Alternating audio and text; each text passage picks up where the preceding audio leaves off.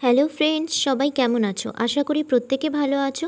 আজকে হচ্ছে বৃহস্পতিবার, আর দেখো ফাইনালি অনেক দিন পর কিন্তু এখানে বৃষ্টি নেমেছে। আর আকাশটা কত সুন্দর লাগছে, অনেক দিন পর যেন গরম থেকে একটুখানি মুক্তি পাওয়া গেল। তো ছাদে এসেছিলাম, একটু পরেই দেখি ওমা বৃষ্টি নেমে গেল। তো চলো একে নিয়ে তাড়াতাড়ি নিচে নেমে যাই, কারণ বেশ জোরে বৃষ্টি নেমে গেছে। দেখতে পাচ্ছ, একটুখানির মধ্যেই কিন্তু অনেকটা বৃষ্টি নেমে গেছে। তো চলো নিচে গিয়ে দেখি যে সেখানে কি হচ্ছে। তো মা আজকে বানাচ্ছে আমের মালপোয়া। তার জন্য এখানে আম, সুজি, চিনি আর একটু দুধ ভালো করে গুলিয়ে একটা ব্যাটার করে রেখেছে। এখন এর মধ্যে আরও কিছু ইনগ্রেডিয়েন্টস দেওয়ার পরে ফাইনালি মা আমের মালপোয়াটা বানাবে। তো দেওয়া হচ্ছে এখানে প্রায় 1 কাপের মতো ময়দা। এবার ময়দার মধ্যে হাফ কাপের মতো চালের গুঁড়ো। এবার দুটোকে একসঙ্গে এই চালনিটা দিয়ে ছেঁকে নিয়ে এই ব্যাটারটার মধ্যে দিয়ে দেওয়া হবে। তো ব্যাটারটার মধ্যে এটা দিয়ে দেওয়ার পরে এটার মধ্যে সামান্য একটুখানি ওই হাফ টিস্পুনের মতো দিয়ে দেওয়া হবে হচ্ছে বেকিং সোডা। তারপর মিক্স করা হবে। দেখো বাইরেটা কি সুন্দর লাগছে।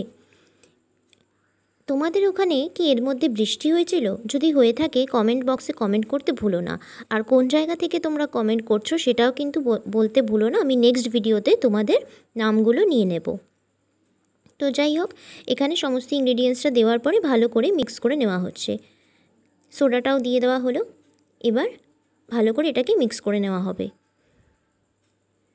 তো চলো এটাকে এমনভাবে মিক্স করতে হবে যাতে কোনো বড় গুটলি পাকিয়ে না যায়। দেখো একটা স্মুথ ব্যাটার তৈরি হয়েছে। এরকম একটা ব্যাটার দিয়ে কিন্তু তোমরা কেকও বানাতে পারো। তো আমরা যেহেতু মালপোয়া বানাচ্ছি তাই এর মধ্যে একটু মৌরি দিয়ে দিলাম। মৌরি দিলে মালপোয়ার টেস্টটা খুব ভালো আসে, তার জন্য মৌরি দিয়ে এখন সমস্ত জিনিসটাকে ভালো করে একদম মিক্স করে নিতে হবে।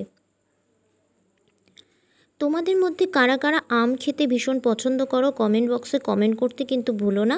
আর আম দিয়ে কী কী রেসিপি ট্রাই করেছো সেটাও কিন্তু কমেন্ট করতে ভুলো না।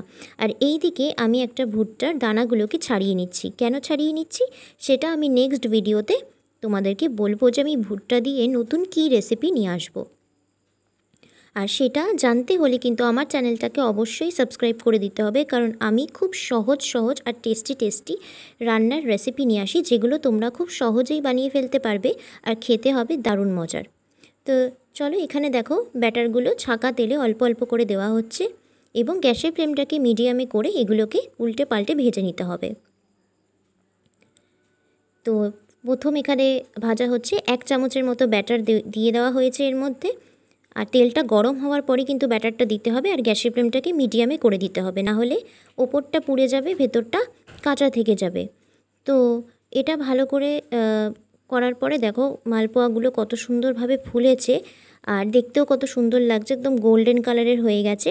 এরকম কিন্তু ধৈর্য নিয়ে ঠিকঠাকভাবে কিন্তু তোমাদের এগুলোকে ভেজে নিতে হবে। অন্যদিকে চিনি শিরাও করা আছে, তোমরা চাইলে এগুলোকে শুকনো খেতে পারো, আবার শিরার মধ্যে ফেলেও নিতে পারো। তো এখানে দেখো আমার ভুট্টার দানাগুলো কিন্তু সব কটা ছাড়ানো হয়ে গেছে।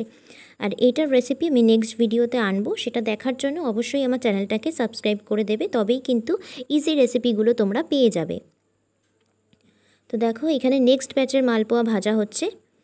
দেখো দেখতে কত সুন্দর লাগছে আর কি সুন্দরভাবে ফুলেছে, একদম বেলুনের মতো কিন্তু সুন্দর করে মালপোয়াগুলো ফুলেছে। এগুলো কিন্তু শুধু খেতেও খুব ভালো লাগে, তবে তোমরা যদি চাও তবে এগুলোকে চিনির শিরাতে ফেলতে পারো, তাহলে ভেতরে রস ঢুকে যাবে। তো যারা খুব বেশি মিষ্টি পছন্দ করো তারা এভাবে মালপোয়া খেতে পারো, আবার যারা অল্প মিষ্টি পছন্দ করো তারা কিন্তু এরকম শুকনো মালপোয়া করেও খেতে পারো।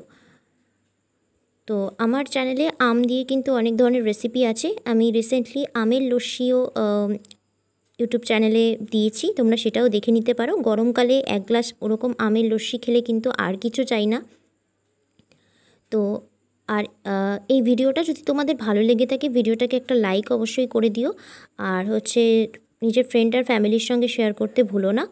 আর তোমাদের নতুন কী কী রেসিপি চাই সেগুলো কিন্তু আমাকে কমেন্ট করতে পারো, আমার পক্ষে সম্ভব হলে আমি ডেফিনেটলি সেগুলো বানিয়ে দেখাবো তোমাদেরকে। তো দেখো এখানে কিন্তু চিনি শিরাতে ফেলা হয়েছে, আর এগুলো কিন্তু যেহেতু খুব নরম হয়েছিল তাই অল্প সময়ের মধ্যেই রস টেনে নিয়েছে। আর অন্যদিকে আমি ভুট্টাটাকে সেদ্ধ করতে বসিয়ে দিয়েছি। এতটুকু অবধি আজকে ভিডিওটা থাক, নেক্সট ভিডিওতে ভুট্টা দিয়ে কী রেসিপি আনলাম সেটা তোমাদের দেখাবো। Bye, tata.